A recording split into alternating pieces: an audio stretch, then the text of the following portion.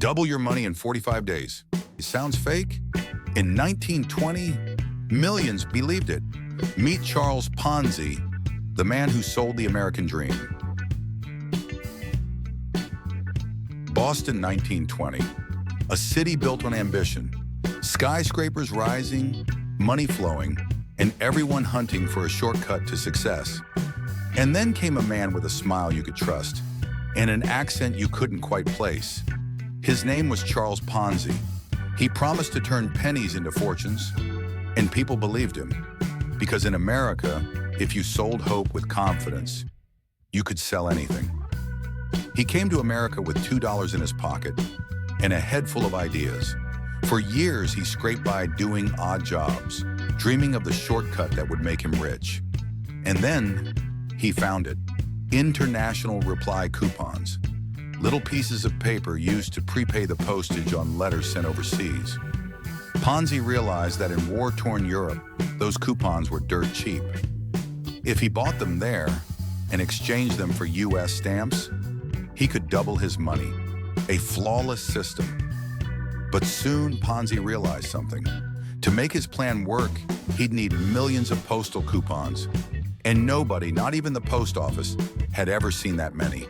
Still, the beauty of his idea was that no one else knew that, and no one asked. Investors didn't care about the details. They just saw the profits. So he made them an offer that sounded irresistible. He promised to make you 50% richer in 45 days, or double your money in 90. But the truth was simple. There were no coupons, no magic formula.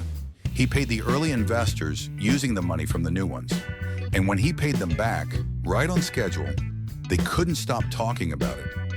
Word spread like wildfire. Within weeks, crowds lined up outside his Boston office, waving cash and begging to invest. Secretaries counted bills by hand, newspapers called him a financial wizard, and Ponzi, well, he started to believe it too. Limousines, flashbulbs, applause.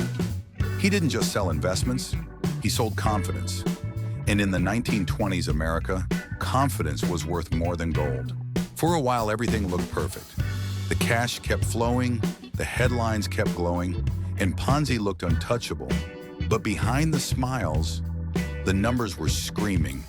There simply wasn't enough money in the world to keep paying those impossible returns. When journalists started asking questions, Ponzi called it jealousy. When the banks stopped lending, he said he didn't need them.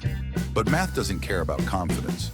And in July 1920, the math finally caught up. Panic spread through Boston. Investors demanded their money back. And the man who'd made everyone rich suddenly couldn't pay a dime. In a single week, the empire of promises collapsed. Charles Ponzi was arrested, charged with fraud, and his name became something new. A warning. The Ponzi scheme. He served time in prison, but even behind bars, he couldn't stop scheming. He tried again in Florida, again in Brazil, and failed every time.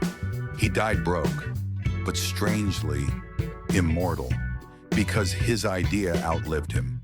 Today, whenever someone builds a fortune by paying old investors with the money from new ones, we still use his name, not as a compliment, but as a definition.